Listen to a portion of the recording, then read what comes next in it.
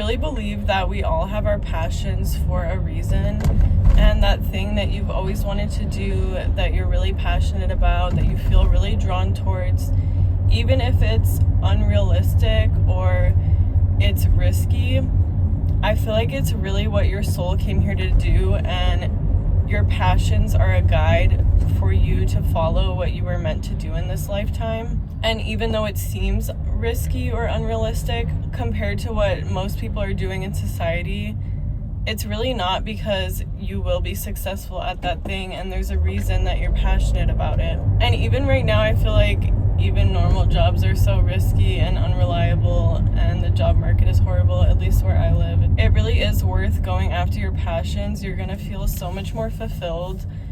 And I genuinely think like that's what your soul came here to do, and that your passions are guiding you to what you're meant to be doing. And I know logically sometimes they don't make sense and everyone's telling us not to do them, but I really think we just have to anyway. And it's hard because even if you do go after your passion, a lot of times we're not very good at it in the beginning, and it takes time to be good at things and to get to the skill level that we want. And especially if you're a perfectionist, it can be really frustrating and disheartening to not be good at something right away. And maybe it makes you think, maybe I'm not meant to do this thing. Like, maybe this isn't for me because I'm not good at it right away. And it's hard to be bad at something, and it's hard to see yourself be bad at something and not meet up to your vision and not meet up to your full potential. But that's a part of the process that everyone goes through. And I think as long as you understand that and know that, it's a lot easier to get past that. But if you don't realize that everyone's bad at things at first and everyone takes time to get better, and there's gonna be a gap in the beginning between your vision and what you're creating, once you understand that, it gets a lot easier to deal with it. Otherwise, I feel like it could make you give up, and most people do give up. The way I see it, it's like you can either go after your dream your whole life, or you can give up and fail. But otherwise, if you're always going after it, you're never failing. When I was in college, I was studying film in school, and we were making a lot of short films, and they would all turn out horribly. They would all be like comically bad. And it was really frustrating and upsetting to put so much time and effort into something and have it just not meet up to your vision or your taste at all, like not even close. And it's easy to be like, am I just not meant to do this? Am I just bad at this? But everyone has to go through this in the beginning. I'm really grateful because I had this professor who showed us this Ira Glass quote, and it basically was something along the lines of, everyone who gets into a creative field, a creative industry, they have good taste, and that's why we get into it.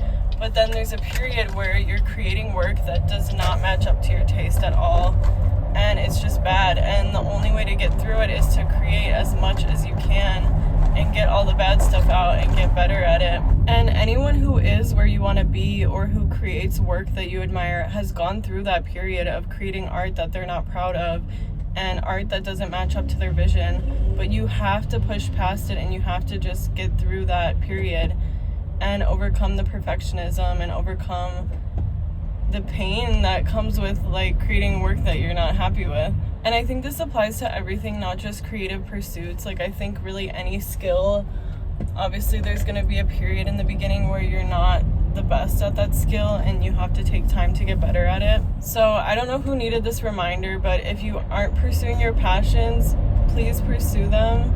There's a reason you have them. And if you are pursuing your passions, but you're in this difficult period where you feel like you're not good enough and you don't like what you're creating, and you're wondering if you made the wrong decision and if this is the right path for you, just know this is a normal part of the process. You just have to like keep going and get through this. And I used to always think like, oh, like business owners and millionaires, they're so lucky that they don't have to work every day and they have passive income and whatever. But really, they invested thousands of hours of their time, and they went through all these difficult periods of fighting through the perfectionism, fighting through creating bad things and like having to deal with that, and continuing to try and put in thousands of hours of time with no instant gratification and no real knowing of whether or not it was going to work out or not. And it's hard to do that every day. And every single person that you admire has self-doubt. I just saw this video where Billie Eilish was saying she didn't think she was a good songwriter, and I think like a lot of people think she's like one of the best songwriters and artists of our generation, at least.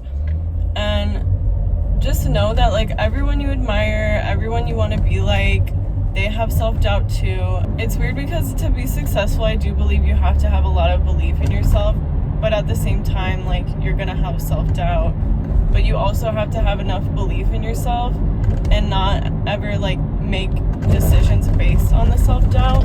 And also, if there's things that you admire about someone, those are traits that you have within you that you can like unlock within you, and that's why you're able to see them in other people.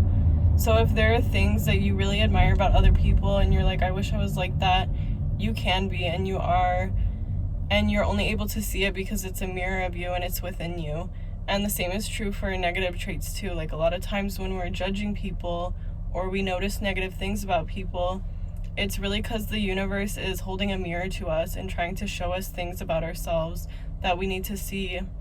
So whenever I see things in other people and notice things in other people, I always like to reflect on that and reflect on what it's trying to tell me about myself. Especially if you're judging people negatively, it's probably something that is a reflection of you as well. But then also if you're thinking positive things about someone, just know that that's something you have within you. But yeah, basically what I'm trying to say is your self-doubt is not because you're not good enough. It's just normal, it's natural, everyone has it.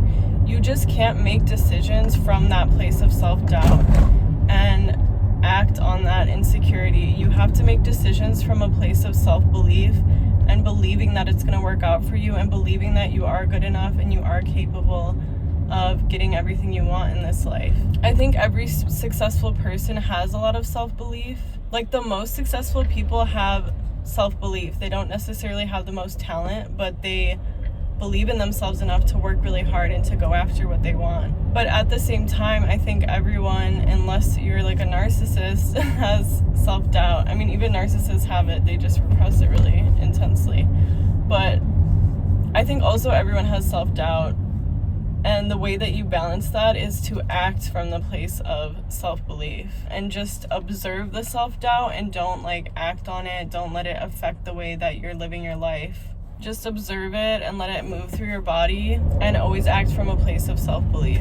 But yeah, this is definitely where I'm at right now with my YouTube channel. I have a certain vision and I definitely don't feel like I'm living up to it yet, but I know I just have to keep creating until I can get a lot more comfortable talking to a camera and have just better quality videos and everything. And it's worth just pushing past the discomfort, because it is a lot more uncomfortable, honestly, to be unhappy with your life, to be depressed and unfulfilled and never going after your passions. And as uncomfortable as it is to actually try and put yourself out there and trigger that perfectionism, it's so much better than the discomfort of just staying still. So I really encourage anyone watching this video to go after your passions, and you're gonna feel so fulfilled and you're gonna live the life that you came here to live, like a higher timeline, a better life, your ideal life, if you're able to go after your passions. Yeah, I just felt like some people needed to hear this message because I'm grateful that I